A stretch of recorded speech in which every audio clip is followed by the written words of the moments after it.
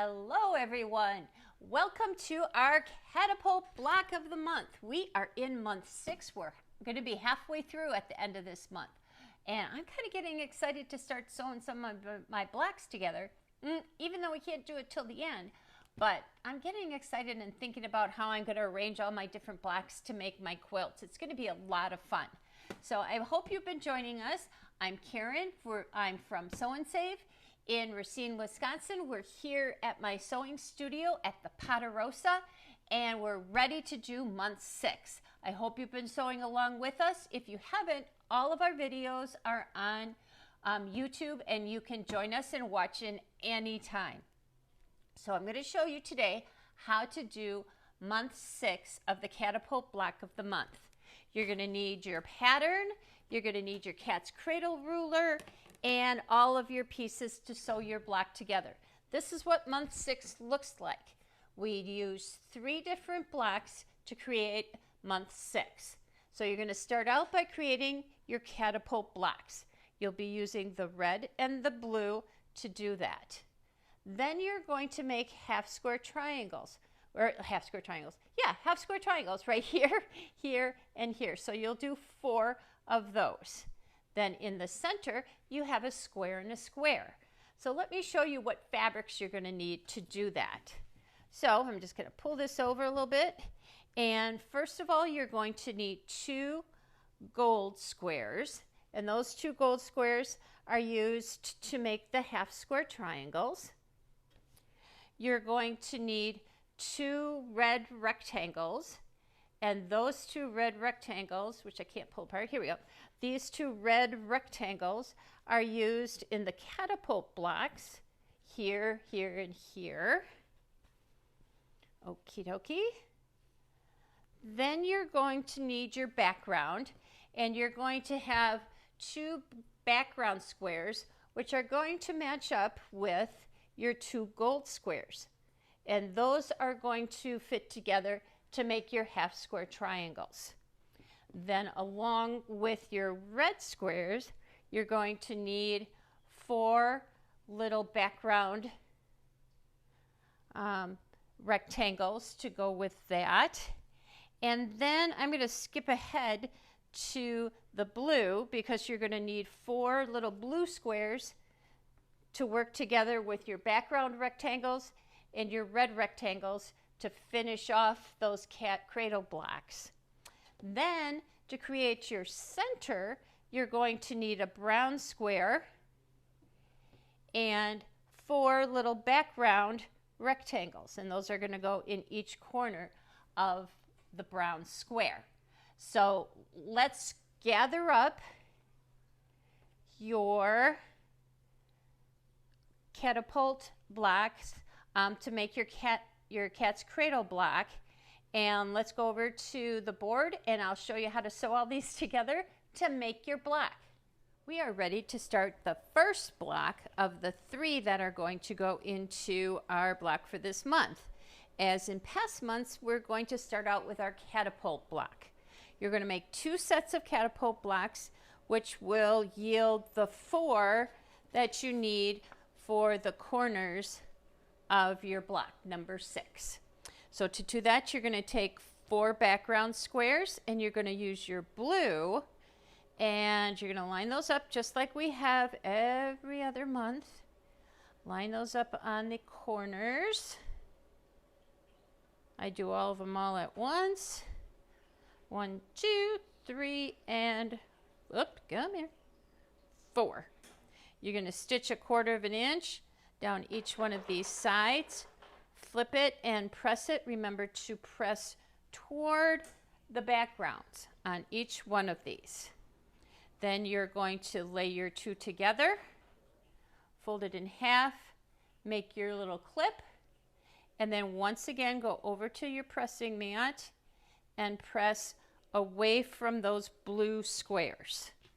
So you'll end up with 2 sets of these.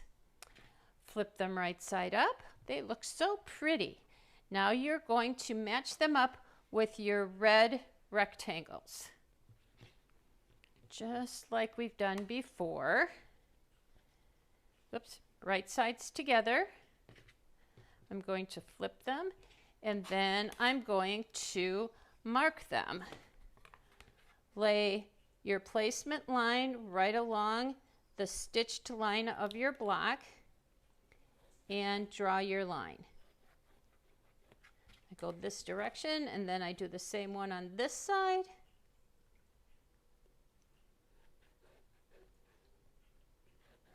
Alrighty, flip them around and do the opposite edge.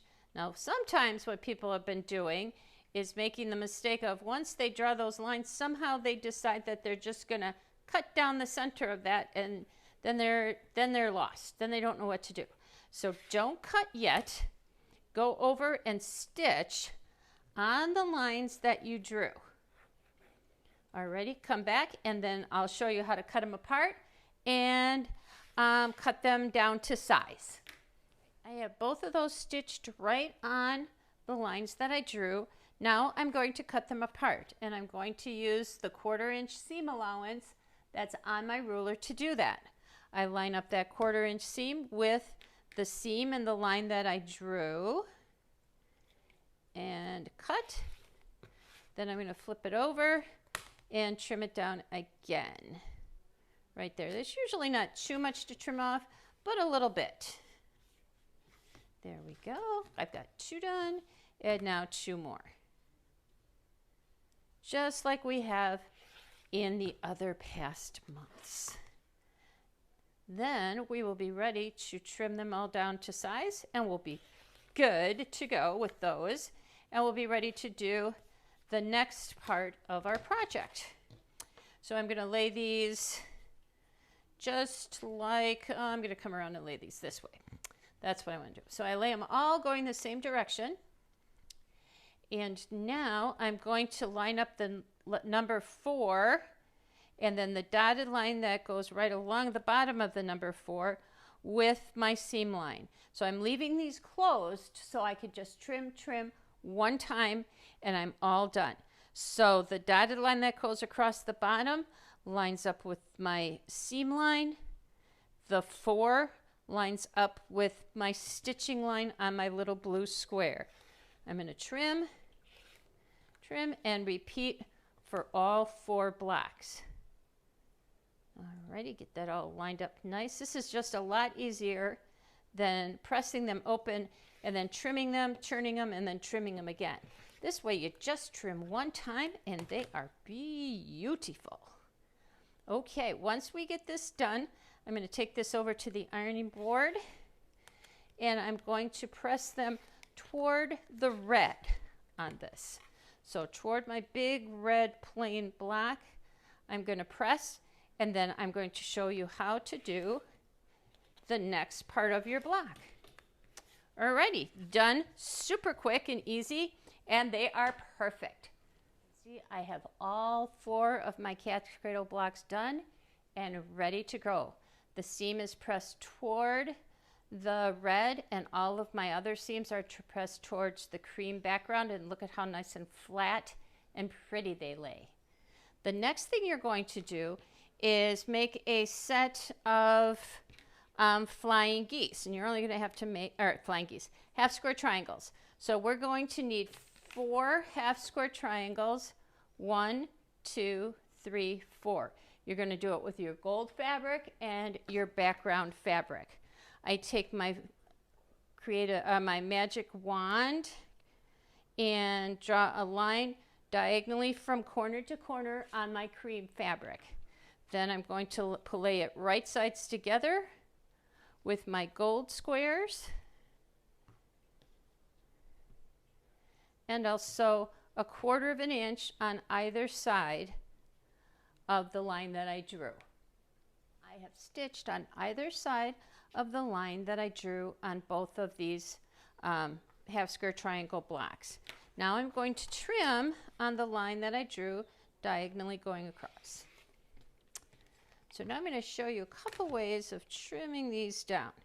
So the blocks that we're ending up with are unfinished at 4.5 inches.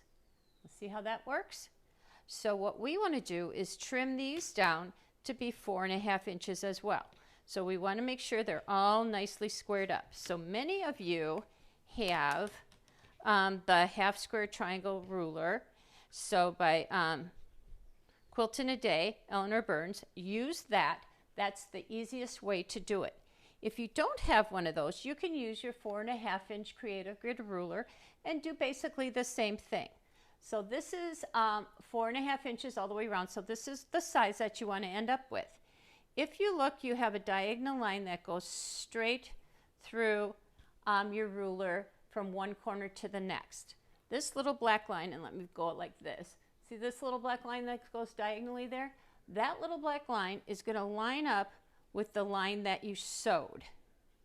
Okie dokie. And there's not very much to trim off here, but I can trim just a little bit. So I'm going to line that diagonal line up with the line that I sewed and trim. And I'm going to do that on each and every block. And they will come out just nice and perfect. Not much to trim off, but there's a little bit. So that will make them look really nice when you open them up. Just like this. So I'm going to do that on all 4. And then I'm going to open them up, and I am going to press toward the light background on these. That way when I lay everything together, all my seams are going to nest together and everything's going to fit and line up perfectly. So let's go do that and come back, press these toward the light, trim them up, and we'll go on to the last and final part of your block so that we can sew everything all together. Now I've got 4 4.5-inch unfinished cat's cradle blocks. I have 4 4.5-inch unfinished half square triangles. The seams are pressed toward the cream on these. When I lay these together, they are pretty much exactly the same size. Doesn't that put you in your happy place? It puts me in my happy place. So now we have one more block to do. That's going to be your center block. That's going to be a square in a square block. What you're going to do with this is take your brown square, you're only going to have one of those, and then you're going to take 4 background squares and draw a line diagonally through each one of those, just like if you were making a half square triangle or a flying goose block. Draw diagonally corner to corner. All right, then I'm going to go over and I'm going to lay my blocks on opposing corners here and here. I'm going to stitch on the line that I sewed, and I am going to press. I'm trying to see what the instructions say. I don't think she says either way. Generally speaking, you would press toward the background. So that is what I'm going to do. I'm going to press toward the background. Alrighty, and we'll be right back. Right, I have both of my little squares sewn on. I trimmed 1/4 inch to where I stitched and pressed toward the background fabric. So I have 2 corners done. Now I'm going to do the other 2 corners. These are going to overlap a little bit here and here, which is what you want, because you want to end up with 1/4 inch where they intersect to the edge of your fabric. So I'm going to lay those on, and I will sew right on the lines that I drew. Trim those off and press those going toward the cream fabric. Finishing everything up to talk to you a little bit about pressing and how I sewed these together. So I came all the way down and I sewed my first 2 in each row together. On the top, I pressed my seam toward the center. In the center one, I pressed toward the outside. And now this one, I pressed toward the center again. Now when I sew these on, I will do the same thing. I'll press this toward the center, this one out, and this one toward the center. Then I will sew all my rows together. And here's our beautiful block all finished. I love this block. It was so much fun to do and so fast and simple. Just to show you how I pressed it at the end, once I sewed all my seams together, I took these seams and I pressed them toward the outside, and everything laid nice and flat and matched up beautifully. This is month 6.